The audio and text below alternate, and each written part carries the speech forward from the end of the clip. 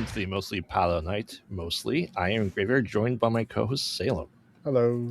This is episode 188 of our weekly All Things Horror podcast. What happens when you mix a killer chin, an 80s horror sex symbol, and a B horror movie maker? You get, of course, an undead cop hellbent on killing the innocent. So tonight we put on our white gloves, shine our shoes, and grab our billy sticks and dive into the Maniac Cop Trilogy. I had seen, of course, the first one, the second one as well, but the third one I had never seen before this episode. And have you seen any of these? No. No, I you have know not. of them, obviously. I know of them, but I've never seen them. Yeah, it's funny because a lot of people are like, oh, it's part of the Maniac world because they see Maniac and Maniac Cop, and the guy who made Maniac did make Maniac Cop, so I can see it in their head canon, but it's almost like scanners or transfers. Like people feel like they're the same thing, or scanner cop, right? That was a thing, wasn't it? Well, I know scanners and transfers are two different things. I don't know about. I don't know about the cop part. I thought that was like, yeah, there's a scanner cop, and I think people also thought that was part of scanners. Oh, yeah, I don't doubt it. So people get confused. It is part of it. Maybe that's why they think that. Is it Scanner Cop or Scan Cop? Scanner Cop, which is the fourth. It's a sub-series of scanners. I think I've seen the first one.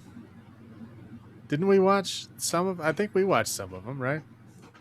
Yeah, we watched. Or no, maybe it was just the first one I watched on my own. We watched Scanners. Yeah, because of obviously Cronenberg. Right. But yeah, not Scanner Cop. No, but I know there's a bunch of Scanner movies. Yes. I think I've only seen the first one. Yes, and we think we only did the first transfers as well. Right. For sure. But yeah, like I said, it's the killer trends, obviously Bruce Campbell. Tom Atkins is the sex symbol from the 80s because he got with all the women, including Jamie Lee Curtis, and crap, I forgot his name. Larry Cohen, who did like It's Alive, all those movies, and like Q, the Winged Beast, which was like, it felt like Roger Corman was his mentor. Well, I think the Maniac Cop has Bruce Campbell beat in the chin department. I mean, yes, he is a much wider chin, much wider chin. But we'll get into it. We'll start off with Maniac Cop from 1988. And as we go through these, you'll see that there's less and less of a story as the trilogy continues. But essentially, there is this New York, seedy, place of New York City, right? And we introduced to, Tom Atkins, who's going through because there's a woman that's killed as she's being chased by two people trying to rob her, and she goes into a cop, and the cop just like kills her, strangles her, boom, dead.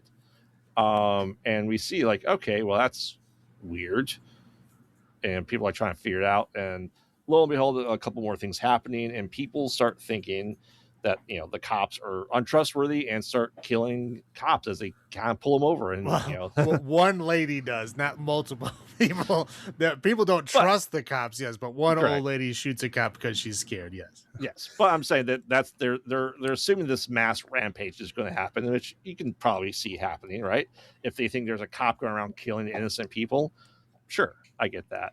But we get introduced to Bruce Campbell, who I would say is not the lead.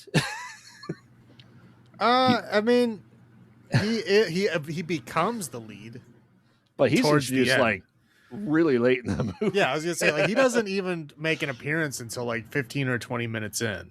Yeah. And then like he has his like moment, and then he's kind of like skipped for a bit. Right. And then he comes back at the end like as the traditional protagonist, but like he's Tom Atkins kind of takes that in the beginning part and then hands it off. Right. Yeah, Tom Atkins is trying to figure out who maybe, on the police department it could be, right? They're like, oh, when stuff happens, we should do like psych evaluations for everyone. And that's fair. We get interspersed cuts with the mayor of New York and like his guys, like, oh, everyone's thinking this guy, he, Matt, Cordell. is just like, oh, he's back. No, he's dead. Okay. And they're like, oh, we'll follow Bruce Campbell. And he's, we find out he's having an affair. And his wife catches him. And then the next day his wife's found dead, like in the same hotel room. They're like, oh, he's the same size as this guy. Spoilers, he's not. Yeah, I was gonna say, like, I'm pretty sure Bruce Campbell's not like 6'5" and built like a linebacker. Right. But yeah, right. I think they just saw the chin and just assumed his Bruce. Yeah, man. So he gets thrown in jail. Like, okay, it's him. And they're like, and the murders continue to happen. And they go, that's not him. They never think that. It's like, it's not him. No, it's clearly murders are still happening. It's clearly not him, Jack Forrest. And Tom Atkins is trying to figure out all this is going on there. And they find out that they call her like the police mom, because Bruce Campbell's mistress is also on the task force. And like, oh, this woman, she's been, a cop for 20 years, but no one notices her. And Tom Atkins had like suspicions, like, oh, she ended up being like the lover of Cordell, like, and now she's secretly meeting with him. And Tom Atkins kind of finds it, and she's like, yeah, we're just figuring out what's happening. And they like, break out of jail as like Cordell's like killing all cops. It seems like it. Right. Well, I think we should also make a note here of when this happens. Bruce Campbell, who's been on the force for at least a few years, right? Yep. He says that Cordell is like, oh, did you know Cordell? And he's like, no, he was before my time, but I heard about him. And assuming, because they said that woman's been a cop for 20 years, that would be like 20 years ago. Right. Which means that, I mean, it's recent history, but like at least not within the last decade, because Bruce Campbell has zero connection to him whatsoever. He's heard of him, but has zero connection to him. Just a note for later entries in the series. Well, yeah. And we find out, they as, the rampages go on there, that Bruce and his mistress escape and go to the doctor. Like, well, you said he was, they found out it's Cordell. Like, it can't be him. Well, it sounds like him, looks like him. It's got to be him. Well, he was essentially the scapegoat for a boss essentially gone wrong, and he gets sent to Sing Sing. Yeah, Sing Sing. Yeah, that's the name of the big prison in New York. And then gets like stabbed to death, razor blade to death in the shower. And the doctor declared him dead. Like, but he wasn't really dead. And then he's back. Okay, cool. Well, okay. His explanation here is bizarre, because he gets stabbed in the shower to what they presume is to death. They put him on a slab and bring him to the morgue. Yep. The doctor was going to do an autopsy on him when he realized, oh, he's actually still alive. So he like saves his life, realizes that he's had like severe brain damage, and instead of like giving him over to someone who can like care for him, like a hospital, or like letting him go back to like the prison infirmary or whatever, he just sets him free. As you do. Right. So a brain damaged giant murderer, he just goes, he's fine. Just let him go without any care, without anybody looking after him. He just like releases him into the wild like he's a fucking chimp. Yeah. And then it turns into a secret St. Patrick's movie. Yeah, it came out of nowhere. I think they were just like, oh shit, how do we get a bunch of cops in one place at one time? St. Patrick's Day. And then there you go. Yep. But it's not even that big of a thing in New York. It's more like Boston and Chicago. Correct. But I guess, right? Well, there's enough people in New York, I guess. They're paying homage to that the cops back in the day were all Irish in New York, I guess. Well, they're all Irish everywhere. Yeah. But eventually they figure out like, hey, this is happening, and like they escape after coming back to the doctor. They go back to, the precinct. They're like, oh, this is happening. Like the woman gets chased by Cordell. And like, oh, it still must be Bruce. Must be Jack Forrest still, even though many people died when he was in prison. And then essentially Cordell starts like chasing him, and he goes off of a truck and kind of kidnaps Jack Forrest, and he's driving.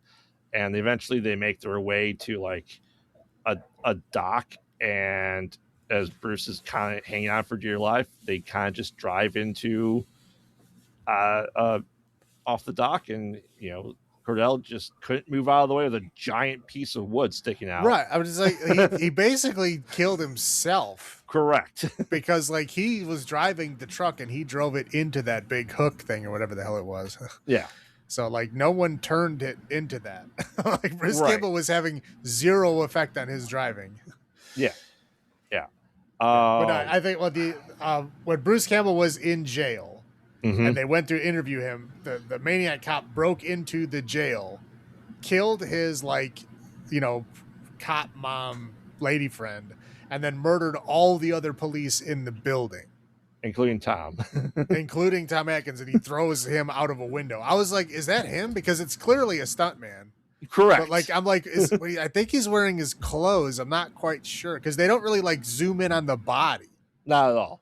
So I'm just like, I'm trying to figure out, like, did they just like kill Tom Atkins like kind of off screen? And they did. At that point is when they hand off the protagonist role to Bruce Campbell. But at that point in time, he's a fugitive. They think he murdered all the police. Like he somehow broke out of his cell and killed all these people because he was out of his cell.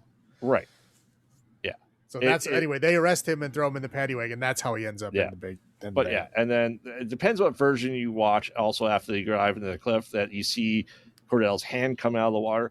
But in the alternate ending that I happen to see that was part of it is the mayor's assistant is like, "Hey, Cordell's still out there. He's going to come after you." And then we see like shoes hiding behind a curtain and implying that the mayor gets killed. I don't know if that was in your version you watched. No, my version I watched was the hand coming up out of the water. Yeah. Were there any mayor scenes in there for you? I don't remember any. Okay. Because I have to point out because it is shot very differently than the rest of the movie. So there's like a alternate storyline that they just paid off, and it was on the Blu-ray that I watched. So. Oh no, I was. It was on a particular streaming service that had all three of them, and they were, it's the standard version of the film. There wasn't any like alternate versions or anything. Okay, yeah, the Blu-ray like splices in this whole mayor subplot that is shot.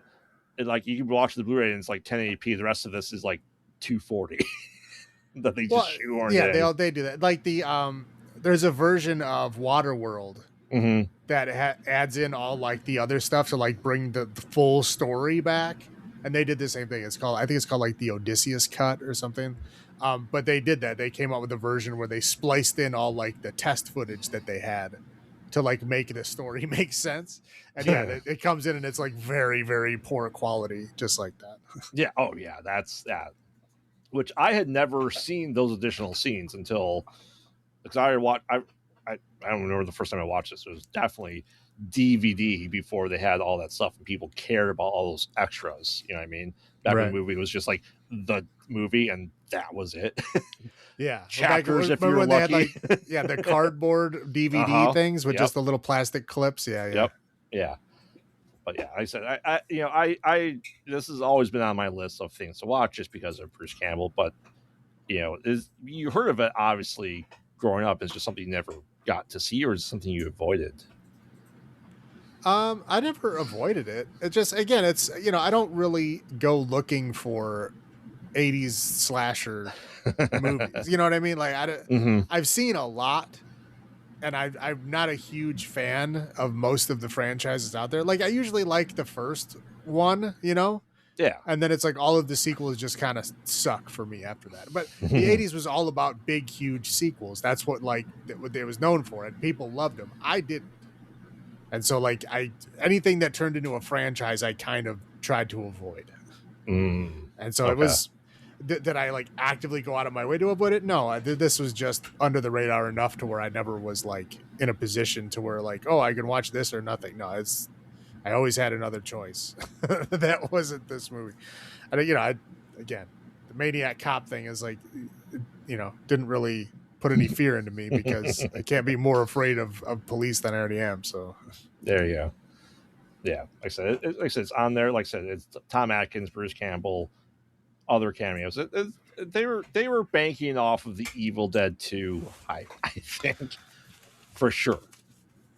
I mean, I don't know about that, but it is the same era, sure. Yeah. So, why don't you go first with your highlights? Sure. This is a trauma movie. I didn't know that. I mean, it was not like a big trauma release, but it was a trauma team release, which is always makes me giggle when I see it. Got to see the Twin Towers again. Yeah, that was fun. Like Tom Atkins is basically like the only like competent cop, I guess. The only one that's like thinking beyond like covering my own ass. Like that's all the other cops are doing is like, nope, not a cop. Why are you assuming it's a cop?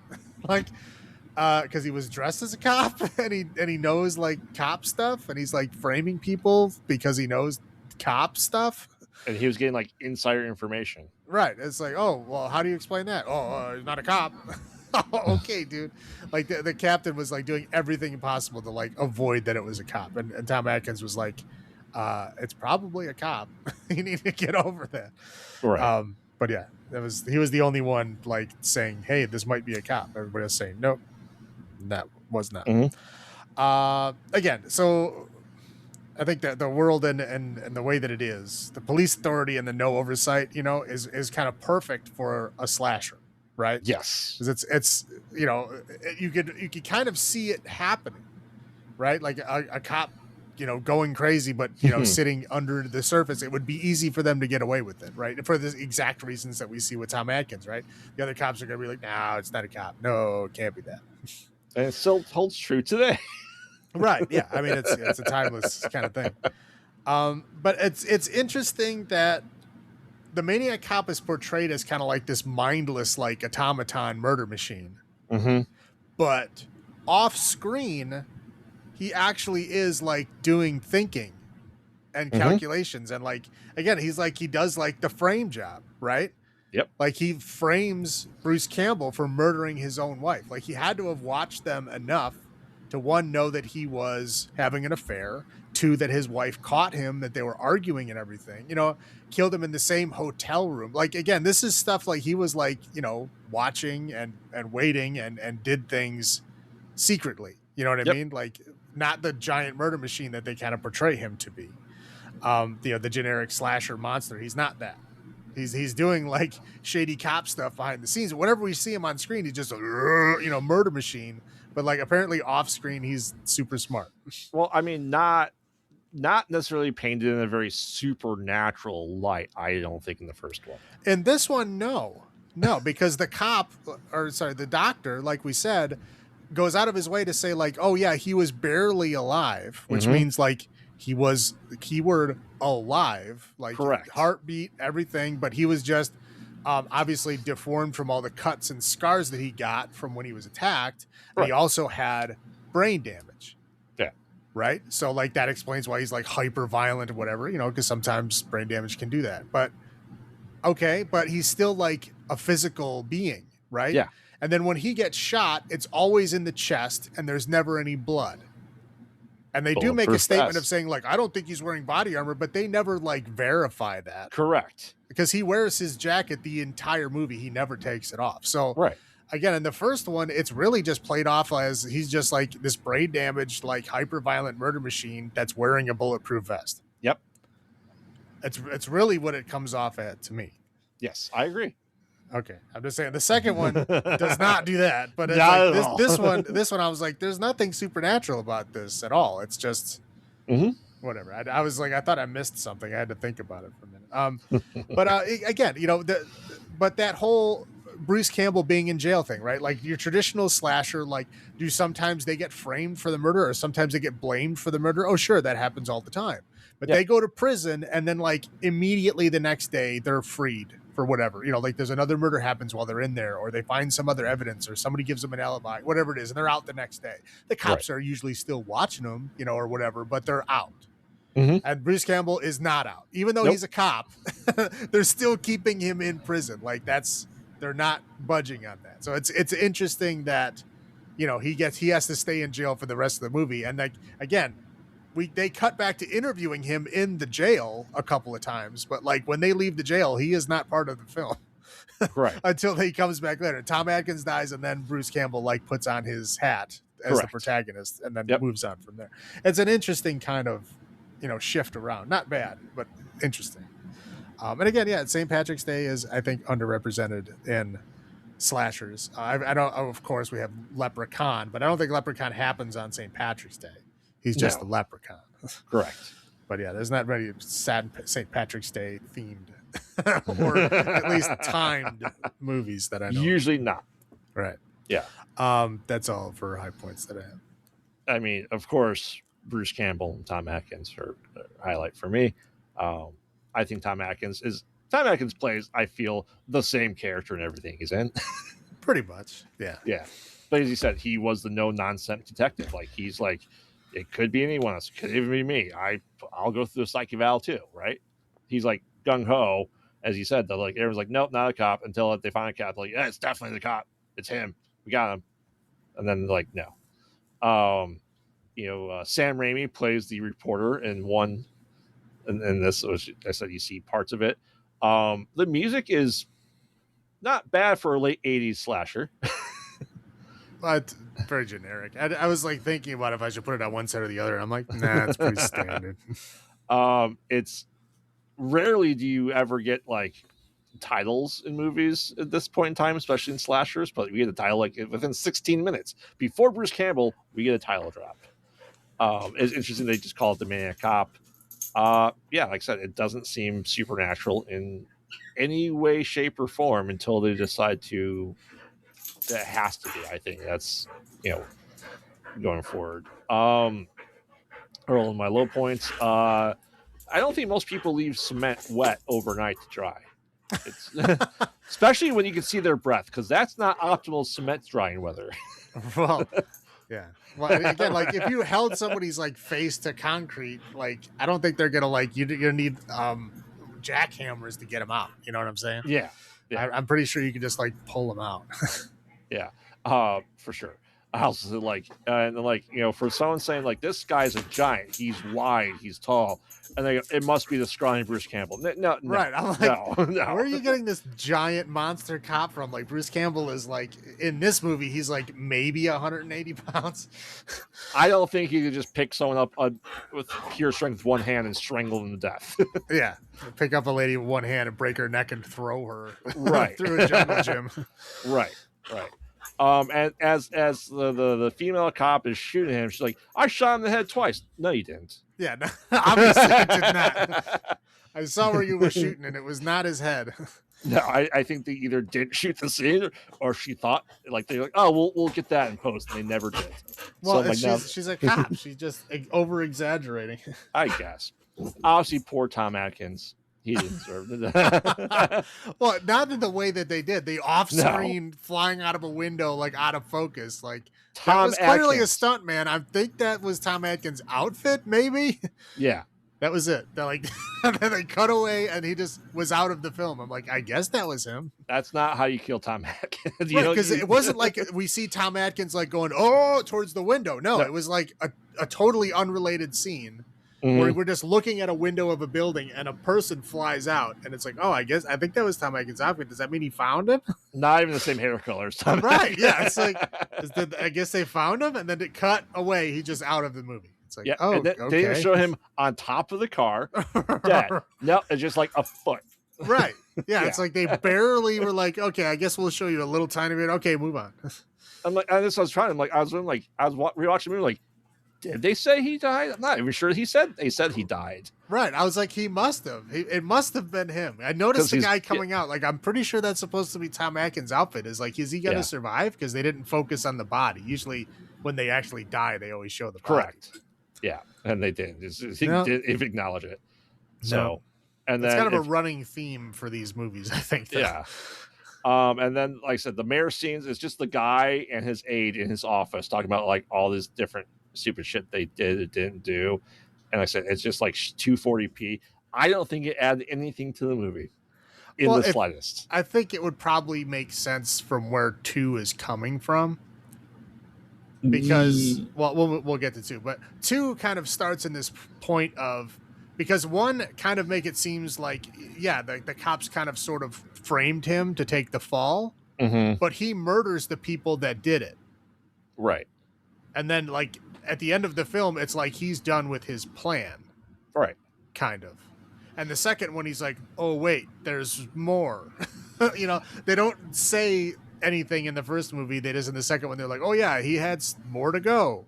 we'll just run with that. So maybe that was like they're trying to make that make sense. But Jack Forrest and his lady friend would not be part on his kill list because they had nothing to do with his death, right? Especially being before his time. That's what I was like trying to figure out. Like, okay, he murdered the people. Like, why didn't he just like leave? Why would he care? And I was thinking about it. I'm like, well, I guess it's kind of a loose end because Bruce Campbell is innocent and they know who he is. So he has to kill them in order to totally get away with it. Like I said, on screen, he's just a, automaton murder machine.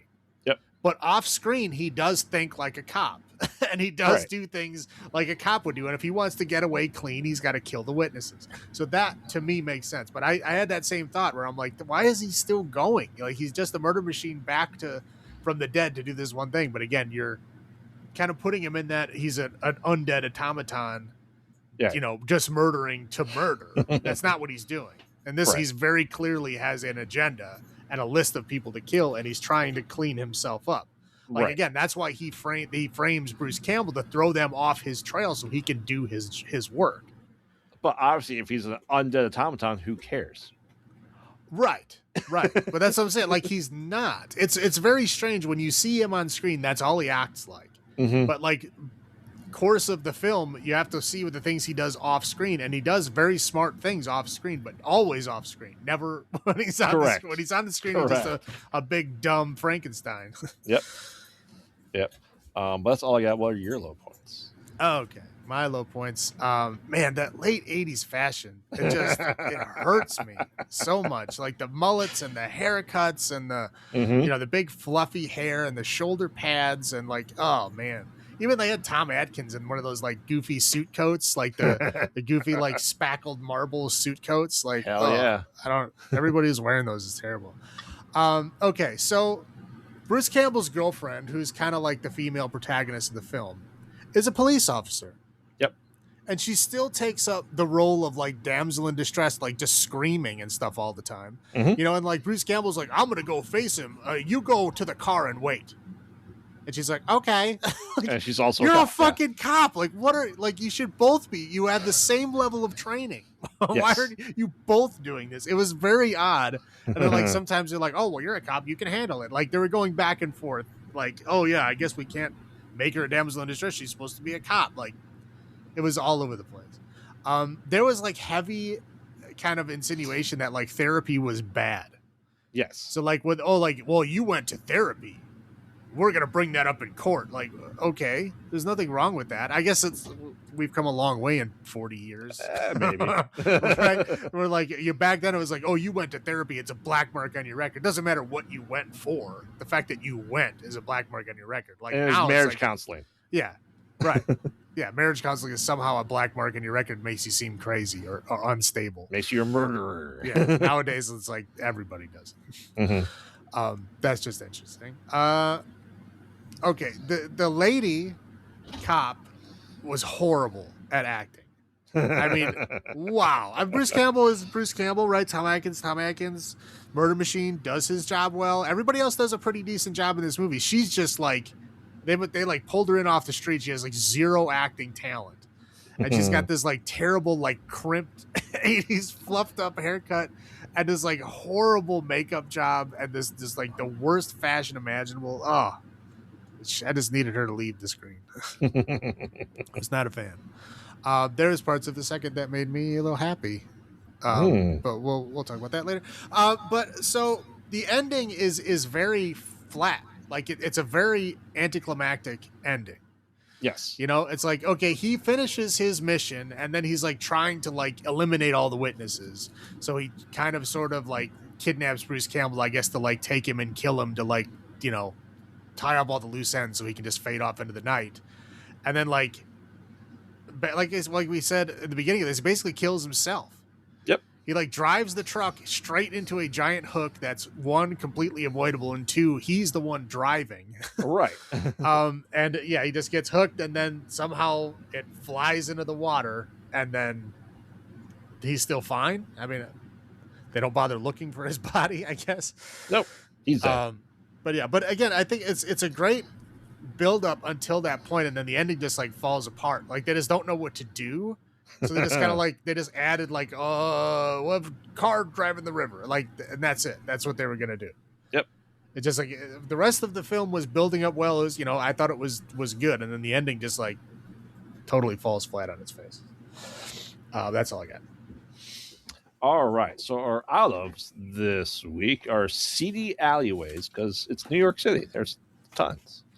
And, most people getting shot even just going down some ladders and they're off their apartments. So, Salem, how many seedy alleyways out of 10 do you give Maniac Cop from 1988?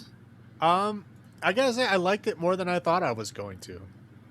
I thought I was going to hate it. But it was actually pretty enjoyable. It's a pretty, just like a generic kind of popcorn action slasher movie. But again, it's got some smart things that it does. Like I said, always off screen. Yes. Never on screen, but off screen, the quote unquote slasher does things to like make things more interesting, way more interesting than what you'd assume based on his image. But I'll give it a 7.5. Yeah, like I said, it's always been on my list. Is it my favorite Bruce Campbell movie? No. What is it? I know. Is it high up there? Of course. I will give it 8.5 seedy alleyways out of 10. It's enjoyable to watch. It's a piece of like a franchise that I don't feel like I don't think most people talk about. I think he does get overshadowed by his other works, and I think that's the unfortunate part. So, but like I said, the cast is pretty stacked for the main people. So, all right, well, take us through Maniac Cop, which takes place essentially like the next day from 1990. Right, right. It's interesting, right? It's an interesting movie. So, right after this, we basically have like Bruce Campbell and the girl are like, it's like right after. We'll say like what, a couple weeks. Yeah, they essentially were taken off the force because of what happened. They're being brought back on, so it's not been a long period of time. Right. Yeah. So it's like whatever, 2 weeks to a month is usually the leave that they give people. So anyway, so they're trying to get back on the force, and Bruce Campbell seems to be passing things and holding together okay. And then the girl is like not having it. She's like very upset that like, people think that, you might need help. You might be unstable. And she's like, wow, there's a maniac cop out there and nobody found his body. We need to do something. Because again, the official story is that he was, put down and it's over. Right. Again. Yeah. Right. Yeah. So that's the official story, but they know that the body was never found and he might potentially still be out there, blah, blah. Mm-hmm. So she's like all upset. He's like, okay, well, I'm gonna like try to talk some sense into her and we'll see what's going on. So we introduced to the psychologist cop character, who, very interesting, right, is that she is a psychologist and acts like a psychologist, but then they also say that she's a cop, and then later on in the movie she just like puts on her cop uniform. Hell yeah. Like, I'm pretty sure like police psychologists don't have to go to like the police academy.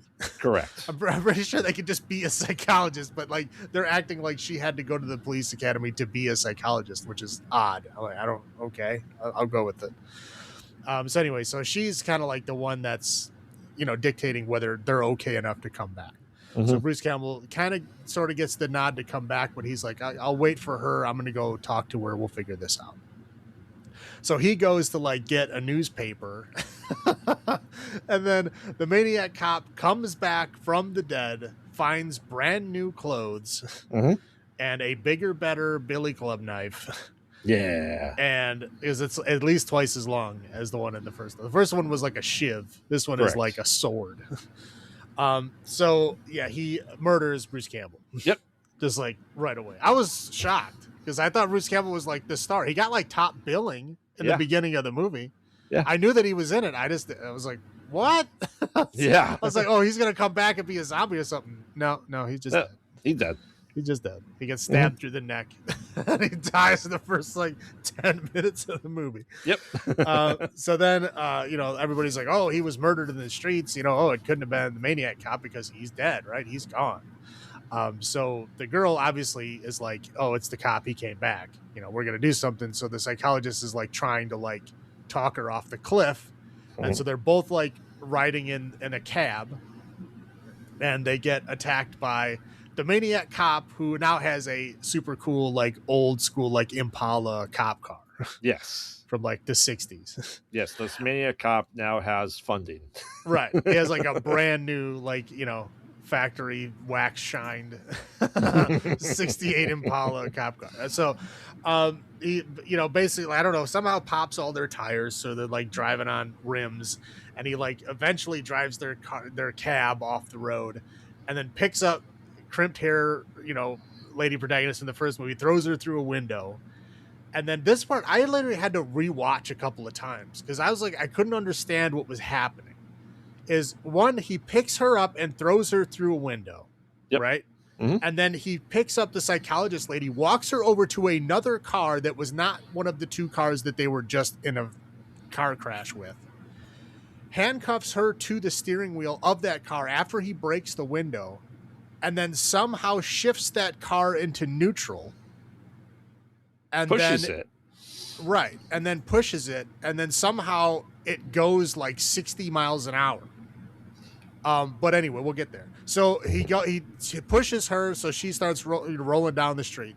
He goes back into the building and murders the lady protagonist from the first movie. So essentially we get like a protagonist switch in the first like 10, 15 minutes of the movie, which usually they just do that off screen, right? If you're going to use different actors, though, it's like, oh, they died off screen, we're going to follow new people now. No, it's like they brought Bruce Campbell back just to kill him in the first 10 minutes, which I think ballsy for sure. Yeah, it was shocking to me. I didn't watch it, so I didn't know, but I was shocked. So anyway, now we see the scene of the psychologist lady handcuffed to this car, flying down the street, going like 60 miles an hour. And I'm like, okay, like they're acting like the car is running. Like this is what it looks like. It looks like the guy started the car, put a brick on the accelerator pedal, and then let it go. That's like what they're acting like happening. But no, like he just shifts the car into neutral. It's not his car. He doesn't start it. And then pushes it, and like that's what was happening. But I'm like, how is she going so fast? Like, why would her getting in the car make any difference if it's in neutral? I don't understand what's happening. I was very confused because like if the car is in neutral and you push it down a city street, it's not gonna go anywhere. Correct. There's not enough of an incline for it to like gather speed, but somehow she's going 60 miles an hour anyway. So she like crashes, and the another guy is the detective guy. I think he was introduced earlier, but he really doesn't matter until this point. He's kind of like your typical hard-nosed, like hard-boiled detective guy. Mm-hmm. He's literally wearing the trench coat with the fedora. He's like, your typical kind of noir detective. Right. So they kind of like team up to where she's like, I saw the Maniac Cop. Like, I know he's there. Nobody really believes her, but he does. Yep. The hard-boiled detective does. So then they're like, okay, now we need to like figure out what's going on. So now we're introduced to, I guess, a serial killer who like we witness him like finding a stripper that he likes, following her home, and then breaking into her room and trying to strangle her to death because he's a serial killer. Picture. Yeah, and this is like what he does. Yep. So as he's strangling the girl is like, for some reason, has a phone, but the phone doesn't call out. It calls to the front desk. Yeah, he's like saying, "I'm being attacked. Call the police." And the guy's like saying, "Whatever." But he must have called the police because the police like teleport there. No, he's like, "You're a stripper. You deserve it." Right. Yeah. So anyway, so the Maniac Cop comes in the room like immediately because he has a police scanner, clearly. Right. And then so he picks up the girl and just kills her. Yep. And then lets the serial killer get away. And then two other cops immediately come in the room and he kills them too. Yes. And then he leaves with the serial killer guy, goes back to his house, and then they like hang out like they're buddies drinking beers. Yep. It's very bizarre. It doesn't make any sense at all. I had to sit there and think of like, okay, what is happening here? Like, what is going on? And it seems to me like the way that I had to put this together in my head for it to make sense is that the first one, he killed all the people that,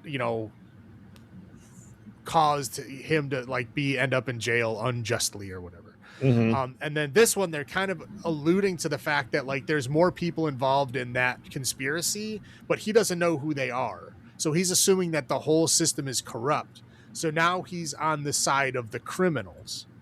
So now he's murdering their victims for them and then supporting the criminals. Yes. Somehow, some way. So he is now doing that. So he decides that he is going to, like, again, protect this serial killer, but then he's going to do other. Well, I guess there's another scene that happens before he makes his big decision. Is that the serial killer guy goes back to the strip club to like look for another victim, and the psychologist lady, because she's seen the killer, or no, sorry, the girl stripper survived. He didn't kill her. I'm sorry. I said that he did. He did not. She survived. He killed the cops, but she survived.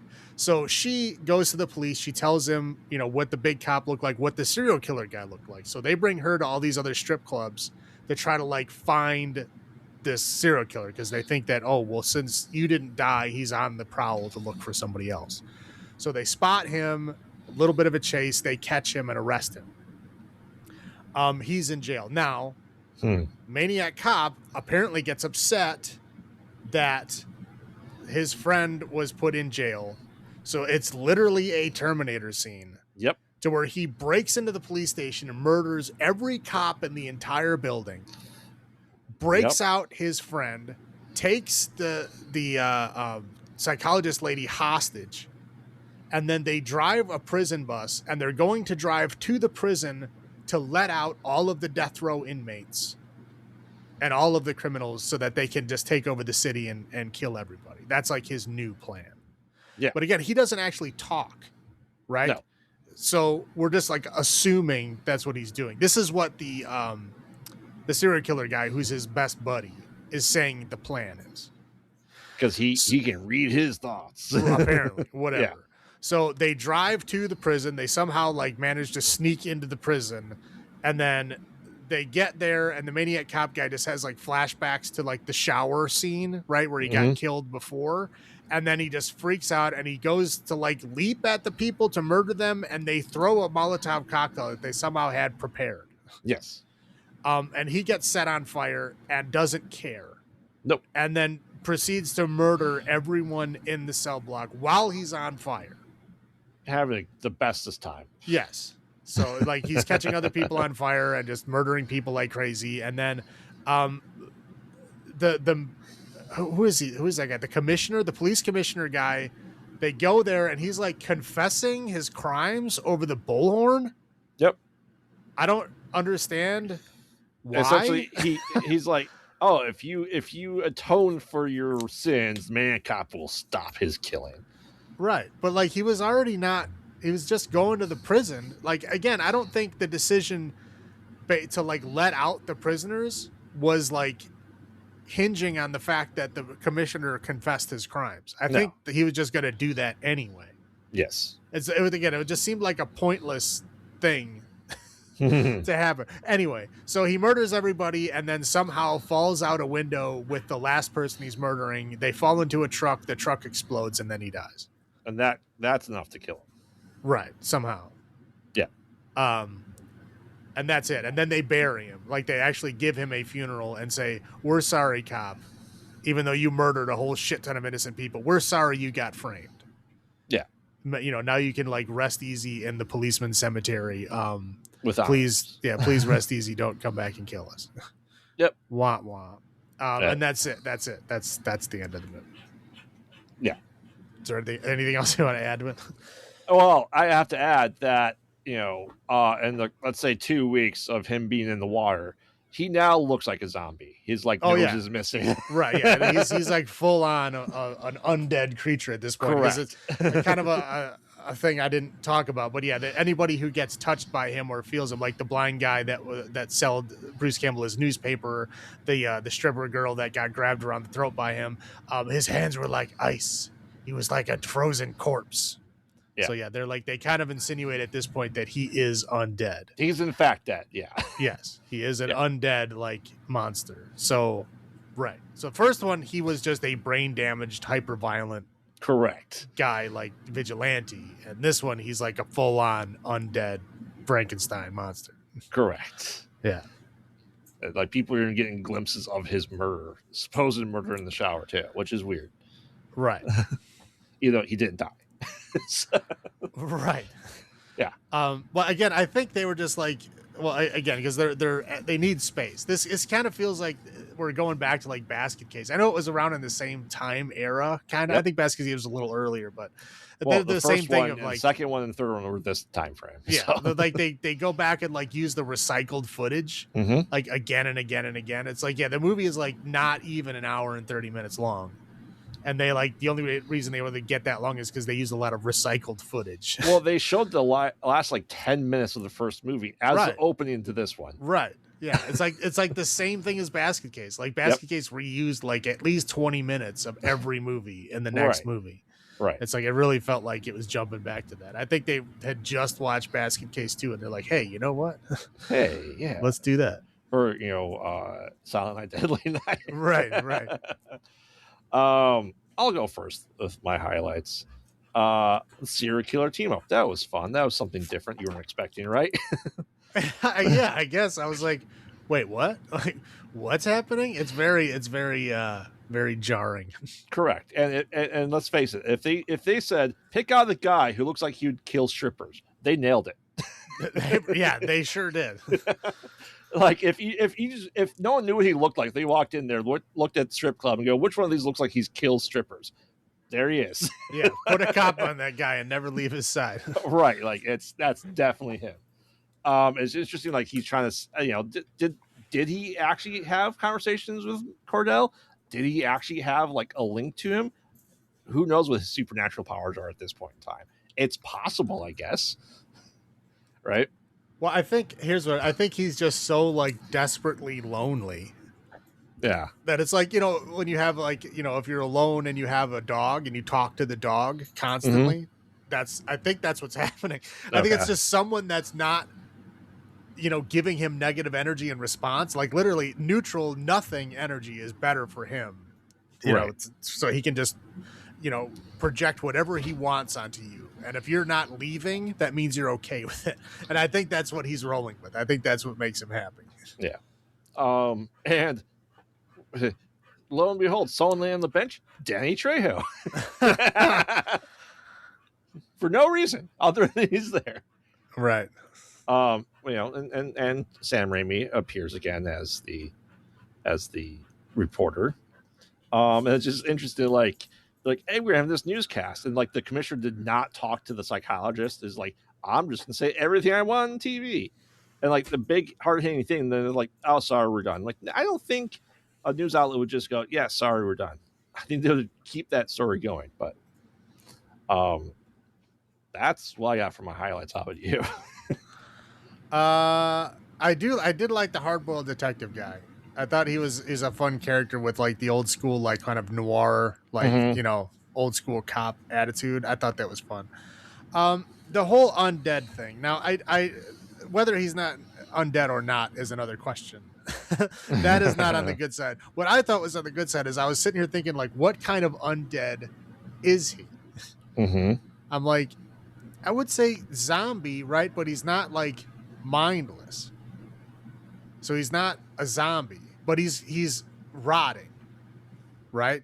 So there's lots of other undead that aren't like rotting away. So I basically landed on mummy. Oh. He's a mummy. Interesting. Because he's still got his mind and he still has a purpose, but he's still like rotten. So that's what I got. I decided he's a mummy. He's a mummy undead. I can see that. I was, at this point with people involved, deadite. They're not mindless or a ghoul. You're damn evil dead. He's a mummy. Okay, that's fair. Well, because deadites are more like malicious and like trickstery. He's not really like that. He's kind of like stoic and dedicated. That's why I thought he was more of a mummy. A cursed being. Right. Okay. like a cursed mummy. That's what I thought. Anyway, so again, it's a much like kind of bigger movie, right? Yeah. It follows the the kind of rule in the 80s and early 90s of like the sequel has to be bigger and better. Better, I'm not going to give it, but bigger for sure. I mean, we got like big action set pieces, like the car chase, right? Yeah. Like him being on fire and fighting people for like 10 minutes. Correct. Like, that's a lot of time. That's a lot of time for a stunt person to be on fire. Well, because you can only be on fire for like 30 seconds at a time. Yeah. So like they had to keep resetting that dude and his fire suit every 30 seconds to get all that footage. I can only imagine how many times they actually did it. Like, when he's doing the shooting range and when he's doing like the Terminator, like shooting up the police station, like lots of glass shattering and furniture flying everywhere and blood squibs. And it was definitely bigger and more, audacious than the first one. They nailed that for sure. Again, we still have the old Times Square in this. I thought they had cleared it out by this point. But I mean, maybe, I don't know. Maybe they were like saying it was still in the heart of the 80s. I don't know. Because I thought it was like, well, maybe it was the early 90s when they did that. I know it was. Basket Case still had it pretty seedy. Yeah, but Basket Case was in the early 80s. I'm trying to remember if I don't think they visited New York Times Square again. No, it's like the first one was focused on it. But the second one was like, yeah, but the second one was like they were in the country at the home for the creepy kids or whatever the hell it was. Yeah. But yeah, I like the old Times Square. I think it's hilarious to me that like you look at like, Times Square, which is like the most generic, like touristy place existence right now. And like back then it was like the heart of the red light district. It's just funny to me that they made that big of a transition. Well, so whenever I see old Times Square, I'm amazed. Well, they'd have to have it still be seedy because it's only a couple of weeks at best between the first one and the second one, so it'd still be canonically in the 80s. Yeah, I guess you're probably right. And again, I was just I don't know the exact time because I wasn't there, but I'm fascinated by old Times Square. And I gotta say this movie has good use of lights and shadows. The way that his face is like always in shadow. Yep. That's a pretty good job because again they didn't use CGI for that. That was all practical, like putting the lighting in place to like hide his face as much as possible. So it's probably cheaper to do that than put in makeup. You're probably right. It probably meant his mask was not that good, so they were either like he needs to be in silhouette or on fire. Yep. So that's the. But again, I thought it was a good use of light and shadow. They do a decent job in the first one, but they go out of their way to not really show his face until the very end. Yeah, which is not that crazy looking. But this one is like, he's like a corpse at this point. Yeah, so, his nose is gone for some reason. Yeah, because you can't be undead without missing your nose. Everybody knows that. Correct. That's all I got for high points. All right, we're on to your low points. Low points. So we got a lot of recycled scenes here. Yeah, we do. We got to replay the original ending. We got like a recycled shower scene. I mean, it's just added time, lazy stuff. I mean, I got to say, like, maybe 15 minutes of like recycled footage. I mean, out of like an hour and 27 minute long movie, which means this movie is really only an hour and 12 minutes long. Yep. Just own your hour and 12 minutes, man. It's okay. Yeah. I gotta say the editing in this movie was terrible. Like in the beginning, I was like, I laughed. I had to pause it because I laughed out loud because it was funny. Bruce Campbell was talking to the psychologist lady, and she's like, "Oh, what's your next step?" He's like, "Oh, well, we have a doctor's appointment at 3 p.m." And it's like, hard cut. We're here for our appointment. It's 3 p.m. Yep. What the fuck? Like it was like it didn't even look like they left the room. Like there was like no like space at all. It was just like, what are you doing? We're going to an appointment. Hard cut. We're here for the appointment. Yeah. I had to stop because I was laughing. I couldn't even hear what they were saying. And not that it mattered because he was dead in 2 minutes anyway. But that I thought was pretty funny. Poor Bruce Campbell. I know. It's like in the 10 minutes, like at least let him live till the end of the movie. Bring him back just to kill him off like a final girl that makes it to the sequel. Right. Like if you wanted to do a protagonist switch, let's do it off screen. Don't bring him back, give him a bunch of lines, and then stab him in the throat. That's just weird. Yep. Again, the car in neutral going 60 miles an hour. I was like, I thought I missed something. I was like, when did the car start? Like, what happened? Like, I was like, he had to have started it and put a brick on there or something. It's like, did he do something off screen? Like, because he seems to do smart things when he's off screen, but no, it's like they show on screen exactly what he did. I was like, he just put it in neutral, but he didn't even have the key in the ignition, so it wouldn't have even gone in neutral. Correct.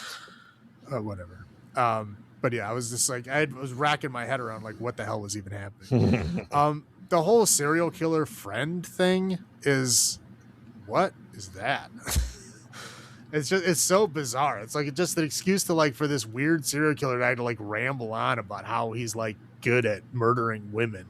It's very strange. It feels like that Larry Cohen wanted to bring his Maniac character from Maniac into this franchise. Right, but did it in a really like silly way. I don't know, like the character kind of came across as a comic relief even though he's a murderer. Correct. And again, like the ending, man, like again, the buildup of this movie was not bad. Like it was, you know, it was going in a direction. Again, I had to do some leaps in logic to like say, what the fuck is he doing? But like, I noodled it out. I told you what was in my head canon, what made it make sense for me. But like when you get to the ending, I don't think anything makes sense. No. I don't think anybody can come up with something that makes sense. Like I said, the guy's like confessing over the bullhorn while he's already on fire murdering people. Yeah. It's like, what are you confessing to? He's already murdering everybody in the prison. Like, I don't understand. And then he just like falls again. He pulls the Tom Atkins from the first movie. He just like falls out a window and explodes and dies. Yep. There's no like ending. There's no like protagonist. There's no even like one liner before the death or anything. Like nothing. Yeah, they don't know how to end these movies. No, they don't. Like the build-up and the story is okay. The first one was good. This one's okay. And then it gets to the end and it just like falls apart. It's like an unraveling ball of yarn. Just like all flops out. And you're like, what the fuck was that? Yep. But yeah, that's all I got. Yeah, I completely agree with all your stuff. You know, killing Jack Forrest, like it makes zero sense. You're like, you should have this guy. Like, I'm surprised they killed Bruce Campbell well before his lady friend. Like, she dies like halfway into the movie. Yeah, like she needed to die first because she sucked. Yeah. I was glad. I was like, thank you when he killed her. I was like, the psychologist lady is way better of an actress than you are. I can deal with her. Well, and like, you know, and speaking of the psychologist lady, like he flat out murders everyone's like, I'm gonna handcuff you to the steering wheel and put the car in neutral and push it. Maybe you'll die. Yeah, he's pretty good at just making sure everyone's dead that he attacks. Well, yeah, and then like later on, he murders everybody in the jail except for her. Right. And he takes her hostage for some reason, even though they don't need a hostage. Right. At that point. And that's the thing. Like, why are they taking her hostage? What does that do for him? Nothing. Yeah, because they already had the disguise of the prison bus anyway. Like they don't need a hostage. I don't get it. Yeah. I don't know. I agree. I'm pretty sure her arm would be dislocated, or she would have been, mittened? Mittened? Is that what it is? When your skin gets like degloving. Degloving, yes, degloving. Yeah. Like she'd be degloved if that was going that fast and she was hanging off the side. Pretty sure, yeah. Yeah. And hey, they're taking this prison bus, and it's like, hey, we're gonna show up to the prison a day early. That's fine. No, it's not. Come on in. And it was like, hey, our prison bus was taken. Maybe she called the jail or something. There should be some, like, if someone escapes a precinct after killing a bunch of cops, they say, hey, they took the prison bus. You should let other people know there's a prison bus with prisoners escaped. Right. And they have no idea. And they just let them in. Well, no, the guy, he says, we just got a call saying that they escaped. Yeah. Nope, they're right here. Okay. Yeah. Okay. Like, okay, we got the call that they're escaped, and then they show up at the prison. What do you think is happening, dude? Yeah. Yeah. And then you talk about like him being smart, not smart. Like he's going to release all these prisoners. And then he's like, oh, these are the people that killed me. I should stop and kill them now. Right. Like, I don't understand what the point, like, that's what I'm saying. Like the guy in the courtyard confessing it doesn't make sense. No. Because he would have went on the murder spree regardless. Like they had the Molotov cocktail ready. Yeah. already. So even if he was like, I'm going to set you free, they would have threw Molotov at him and it would have ended up in the same place. Like, it would not have mattered. But now that guy like ruined his career by like airing his dirty laundry at a bullhorn in a prison courtyard. Yeah. And like, there is no way in hell any cop that knew any of the cops killed in the Terminator scene would let that guy be buried there and not desecrate his grave. Right. Yeah, for sure. You know, yeah, that's all I got. So I'll go first for number of seedy alleyways out of 10. This is a step down. Is it a huge step down? Not necessarily. I will go down to 7 seedy alleyways out of 10. How about you? Yeah, no, it's again, it's an enjoyable movie until the ending that falls apart. But like up until then, it is like, you know, it's interesting. Again, is it good? I don't know about good, but it's interesting to watch. I'm not upset that I watched it, but yeah, I'll do 6. 6? Yeah. Okay. All right. And I'll take us through Maniac Cop 3, which really has no plot. Yeah. So essentially, we get like kind of a little bit of the ending, and he like after Ordell is like, put in there, he busts out, gets his badge, and goes back to things. I guess he's not in this movie a ton, I would say. But essentially, we find out that like, there's a shootout that was a fake staging just to get cops involved, and this female cop that was like in a coma essentially, or almost medically dead at this point, we find out that this is the key point that you mentioned, that was his lover. Well, here's the thing, they also don't say that in the movie. Correct. They don't say it. Like, I guess they kind of like insinuate that he like has some kind of attraction for her. But like, I had to like read the plot synopsis to get the fact that they were former lovers. Yeah. But like, how old would you say that police lady is? 25. Right. So, and again, in Bruce Campbell's time, he said he was before my time. We said that it was at least a decade, conservatively, since he had been on the force, right? Judging by the age of the police mom, judging by like, he had heard of him but didn't know him, blah blah blah. It's at least 10 years, which means they were somehow lovers when she was like 15, and he can still recognize her now. Yeah, I don't know. It's very confusing. This whole movie is very confusing. It's like most of it doesn't make any sense. Correct. So all this is kind of happening. Like I said, we had this set up by the cops, played by a younger Jackie Earle Haley. I didn't realize that was him. I didn't either. Well, again, I didn't know who he was really until Watchmen, but he was already like a seasoned actor by the time Watchmen came out. So now I see him and stuff earlier, and I'm like, oh wow, like he's been an actor for a long time. I just didn't know who he was. Yeah, Bad News Bears in the 70s. Right. Yeah. So it's like, it's interesting seeing him in a role like as a goofy, like drugged out criminal. Mm-hmm. Yeah, but kind of all this is happening, right? His ex-girlfriend was set up, and he's getting revenge on people and kind of set her up, and also keeping her alive, I guess. Like, he goes on a doctor killing rampage. He like x-rays a guy's head to death. He goes after another doctor, and in the world's worst way of how defibrillators work, is able to shock him multiple times. Okay, I was gonna go into this later, but since you brought it up, also a defibrillator that works without being plugged in, and travels.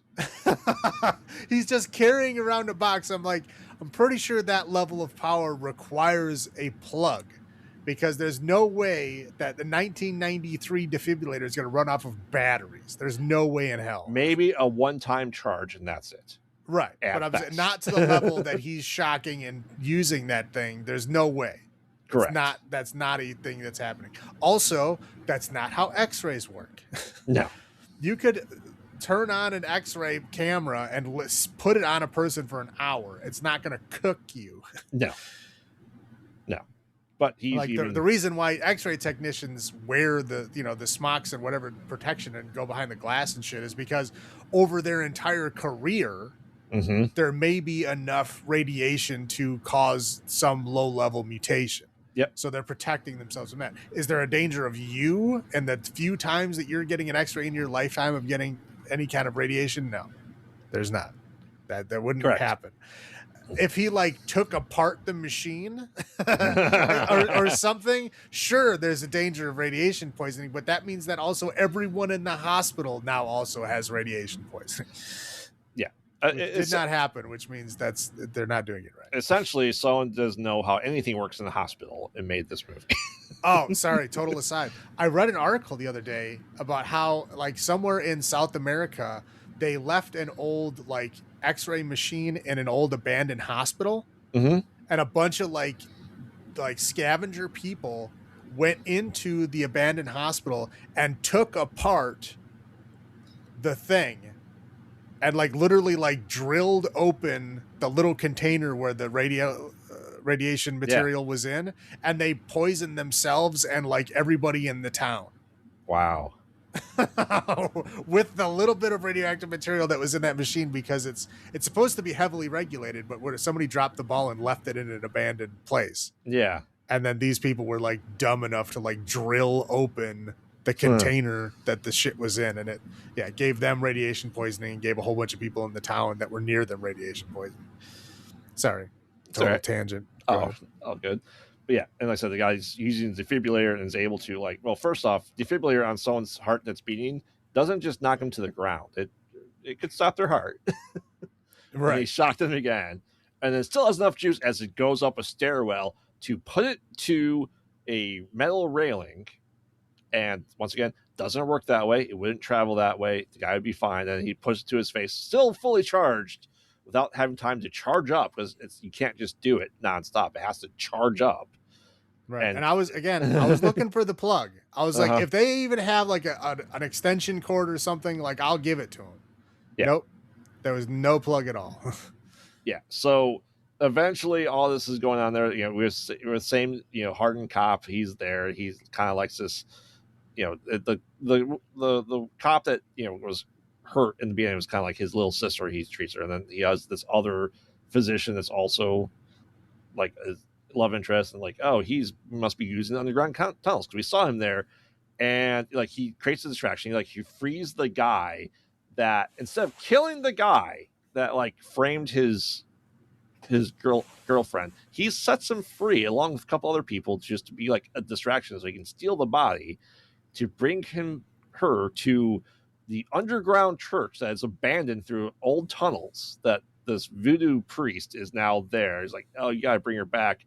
And they go there like, yeah, I can't bring her back, sorry. And then Cordell just kills the guy who has explained that he brought back Cordell for reasons. Okay, see this, I was totally confused as what was happening, and I had to look up the plot synopsis here too to try to figure out what was going on. The plot synopsis says that this voodoo guy brought him back to life so that he could control him with his badge to do what he wanted him to do, which is false. Correct. Because he brings him back to life, supposedly, and then the Maniac Cop just does whatever he wants to do. Yep. Like, in no way is that guy commanding him to do anything. If he was like, having him kill his enemies for him, okay, that would make sense. That's kind of what they're alluding to, but that's not what he did. Correct. He's going after the doctors that were like taking care of his, quote unquote lover. Mm-hmm.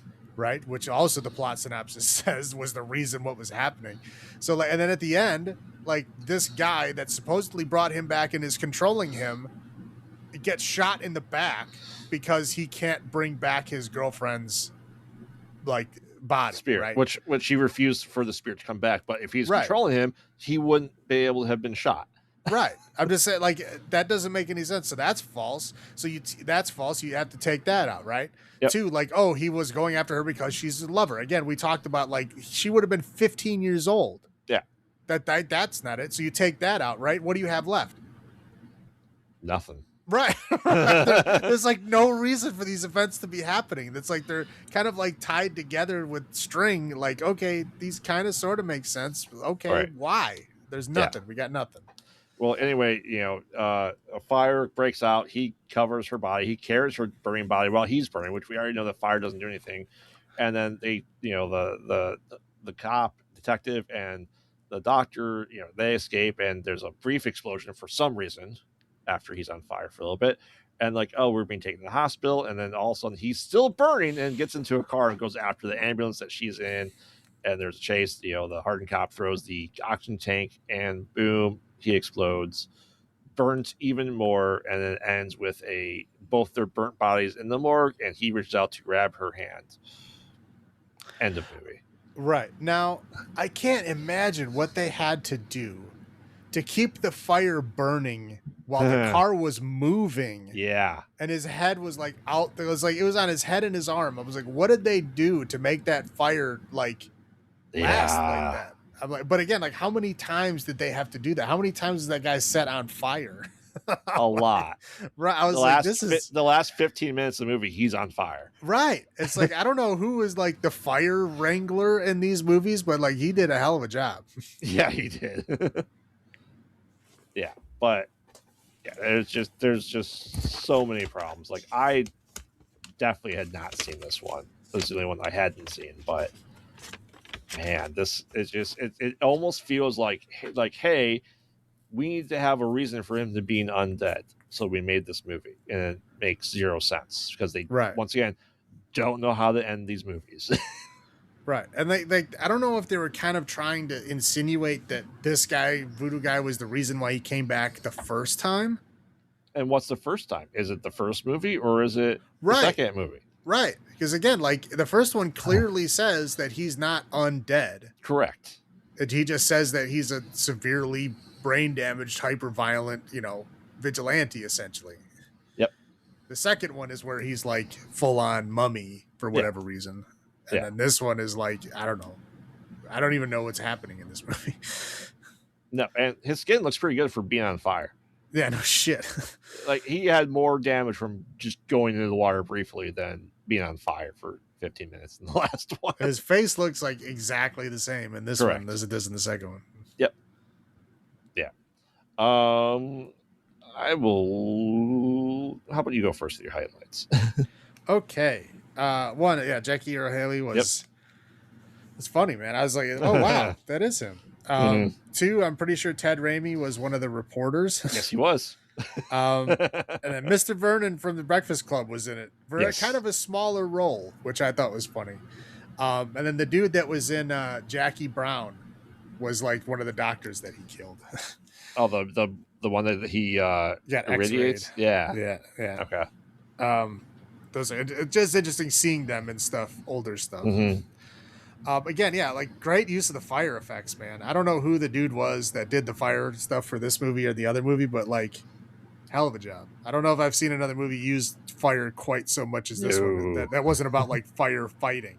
But yeah, there's a lot of fire use. It was pretty good. It's basically like more action packed, like each one, like they packed more action in. This one is kind of like just mindless, goofy action. Yeah. But like as the franchise goes on, there's like more and more action. Like in this one, literally, I don't know what happened, but between 2 and 3, the hard-boiled detective guy became like a John Woo movie. Like he was literally like dual gunning, like rolling around, and he was like flipping over, like he was gonna flip over the counter, and they knew he was there, so then he like stuck out his foot to like he threw himself on a gurney and wheeled himself under. Yeah. Right. I'm like, is this a fucking John Woo movie? Like, what the fuck happened? Like, all of a sudden, he's like flipping all over the place, and the dude, he's like a 40-year-old detective. Yeah. But it, again, definitely more goofy action in this one than there was in the other ones. But definitely a progression. That's all I got for high points. Yeah, I completely agree. They said the cast, Jackie Earle Haley, Ted Raimi, your cop. He was also in Predator 2, the hardened cop. It looks like the one in the very, very beginning, the guy that like broke into the. Oh wait, no, maybe that was the second one. I don't remember. I think it was the second one. The one he broke into the convenience store and he got killed in the beginning. Yeah, he was framed. That guy is the other detective that is like Ernie Hudson's rival in The Crow. Oh, I think that's the only other one that I noticed. okay. That's the only other movie I can remember that dude from. Yeah. But you said The Fire is great. It's how long it'll take, but there's not much outstanding about this movie. It kind of steps all over itself. So my low points, I said definitely not how defibrillators work, definitely not how radiation machines work. I use origin in very loose air quotes here. It not explained. It gets explained. I don't know. Again, I don't know if they just like put it there to like if people like ask them how it happened, we're like, oh, we already told you. Yeah. Did you? Yeah. As I said, as he said that he uses the tunnels and he's bringing his girlfriend's body through the tunnels, he's hitting his head on every light bulb on the way down the tunnel. He's been down many times. Was he hitting his head or was it just like bursting from his like magic energy? He was hitting his head. Oh, all right. I knew they were breaking. Like, did he get taller? Just like maybe he did. All right, and he's an undead, controllable zombie that can now talk. A little bit, but more than he ever has.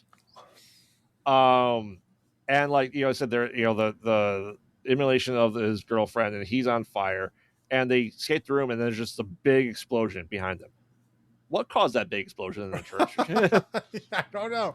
There's multiple explosions. Like in the second one, when he falls out of the window onto a truck, it explodes. Yep. Just because he was on fire. Like, that's not really how fire works. Yeah. That's like something like, why did he explode? It makes no sense.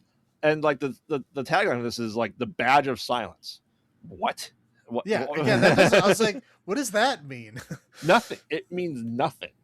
Right. Because there's a code of silence. Yeah. Okay. Like that would have been, that's a cop thing, but badge of silence, it's a nonsense saying. It doesn't mean anything. Correct. And he's still like a lot. Like, why would you kill the one guy that can bring you back to life? You know what I mean? And like the way they ended, like him grabbing his girlfriend's hand, like they're both dead. Is she going to come back now after she refused to come back? Like, and if that was his, and that's the thing. Like, if she was his lover, she would come back, right? Right.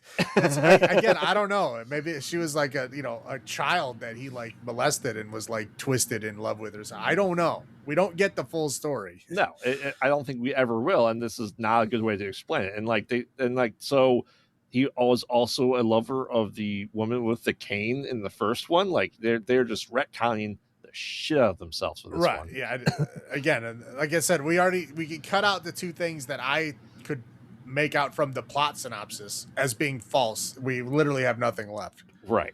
So who knows? Those are my low points. What are yours? Again, more recycled scenes, voodoo magic, the paddles, the x-rays, the detective in the John Woo movie. Okay, the doctor detective love story is like just completely weirdly out of place. Like it's like a slasher like action movie happening all around them, and then whenever the doctor and the detective get together, it's like the scene slows down. We get like the slow saxophone music in the background, and they start talking in low voices. I'm like, what the fuck is this? Like, this is way out of place. Like the fucking Maniac Cop is like literally downstairs. Like, what are you doing? Yeah.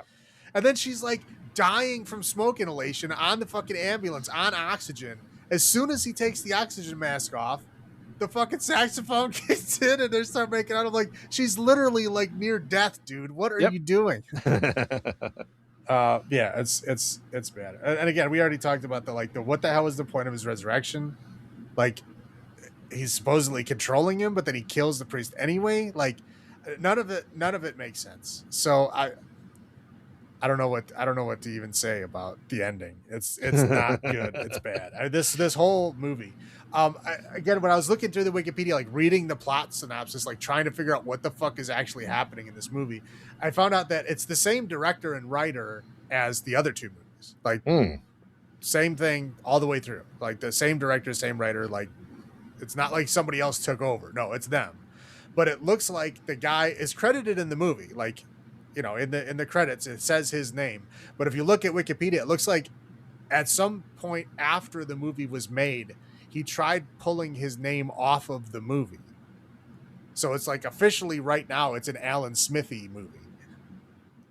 Huh. That's what, again, this is according to the plot synopsis and the article that I was reading, as it says like his name and then in parentheses as Alan Smithy. But if you look at the film, it still has his name on it. So I don't know when that happened or what he did, but it's not in the credits as Alan Smithy. It's still his name, that William Lustig or whatever. Which is surprising because it's the same people that made Maniac. He directed Maniac. Right. Yeah, same people. Maniac Cop 2 is the same. Yeah, same exact team. Maniac 3, same team. But some reason he tried pulling his name off it. I don't know why I didn't see the story. I just saw that. Huh. So like he must have like been upset at something. I don't know. Maybe they pulled out the actual story. I can't explain to you what would help this make sense, but that's what I saw. Huh. If you look up the Wikipedia page, you can literally see it. It'll show like director. It'll show like his name, William Lustig, and then in parentheses, it's like as Alan Smith. Interesting. Yeah. So I don't know what happened there, but I guess it's probably why they never continued on. Is one, this movie's not good, and correct. Two, it's like apparently nobody's happy with it. So interesting. Man, That's all I got. All right. Well, then, how many CD alloways out of 10 do you give Maniac Cop 3, The Badge of Silence? I mean, there's some interesting stuff in it. But again, like trying to figure out the plot is like the hardest point of this thing. Like you're trying to figure out what the fuck is happening and why. It's a lot. It basically takes over the rest of the interesting stuff. So I'm not going to give it a really low score because I think there is some fun stuff here, but it's enough where it hurt. So I'm going to go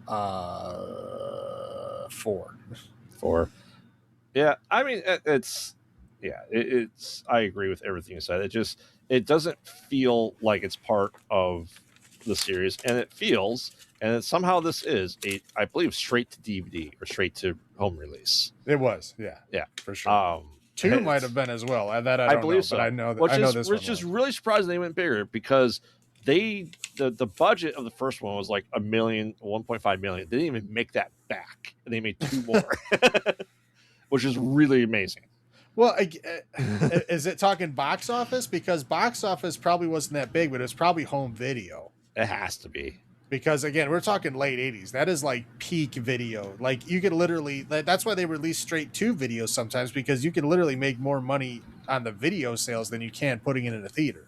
Mm-hmm. That's why they would do that. I mean, they still do that now, but now it's like streaming stuff. It's easy, but back then that's what they would do, a direct to video, because if they don't think it's going to make a shit ton on a movie, we'll just release the video. We'll just start getting that video money now. Mm-hmm. All 3 were released on Laserdisc. I'm like, I didn't see Maniac Cop 3 anywhere for purchase for Laserdisc. But that all being said, I will give it 4.5 CD alloways out of 10. I do not have these on Laserdisc, I don't think. At least not number 3. Yes. I know you have the first one. Yes. Not number 2, though. No. So, all right. Anything else you'd like to add? No, that's it. All right. Well, we depart the city that never sleeps for a town that has more monsters than residents. Can a Silent Hill movie be faithful to the source material, or is it doomed to break our minds like weapons unnecessarily in the video game franchise? I will never not be salty about Silent Hill. You know, it's a mechanic that I can't stand. I've said it a million times before, but if you have melee weapons in a game and they break, like if it's a 2x4, I get it. Yeah, it's going to break. Okay. If it's like, a piece of wood, I understand. But if it's a lead pipe will not break. a lead pipe will never stop being a lead pipe as long as you are beating a person with it. Sorry, it's not going to break. But a lot of games do that. Like a combat knife is made for stabbing people. That's its purpose. It's not going to break after you stab somebody 10 times. No, it has to. Don't use that mechanic, please. Well, that's why everyone in the horror movies throw their knives away after using it once. It only works one time. So exactly. Oh, I got blood on this one. Yeah. Throw it out. Yeah. Now you haven't watched Return to Silent Hill. The new one, no. I saw the first two. Yeah. I've not seen the new one. Oh, that means I have to watch it again. See, this is why if something comes out and I know we're going to do an episode on it and I really don't want to watch it twice, I will wait until the episode. I will not watch it first. Yeah. Well, join us next week as we brave the fog, listen to our radios, and enter purgatory with the Silent Hill film trilogy. From what I recall, really enjoyed the first one. Second one was okay. Yeah, first one is an enjoyable movie. It does some things with the IP that's not necessarily. I don't think they could have done the first one better. Yeah, and left out because they wanted to bring in like the iconic stuff, but some of the iconic stuff doesn't happen till later. It's like, let it happen. Don't try to jam it all into one movie, but it's still enjoyable. Second one is a mess. Yeah, and The Return is arguably taking the best storyline from Silent Hill, in my opinion, butchering the shit out of it. Which is funny because the first one was decent. The second one was like everybody hated it. And so the third one is made by the same guy who made the first one. Yep. So everybody's like, oh, it's going to be good again. And it's apparently terrible. I haven't seen it, but I'm just based on the reviews and the word of mouth it's bad. Yeah, I can't wait for you to watch it and get your opinion. So it's funny. Yeah, because the first movie is basic. It tries to do the storyline of the first one, but it brings in a whole bunch of elements from the second one. The second movie is trying to be the third one. Yep. Kind of. It does it in a roundabout way, but it's trying to be the third one. And then this new one is supposed to be the second one. It's like the real story of the second one, not just the monsters and stuff that they pulled into the first one. So I don't it's a big old mess, but I'll watch it. We'll find out. Yes. So remember, we watch bad movies so you don't have to. And this has been Graveyard saying, have you checked on the children? This is Salem saying, long live the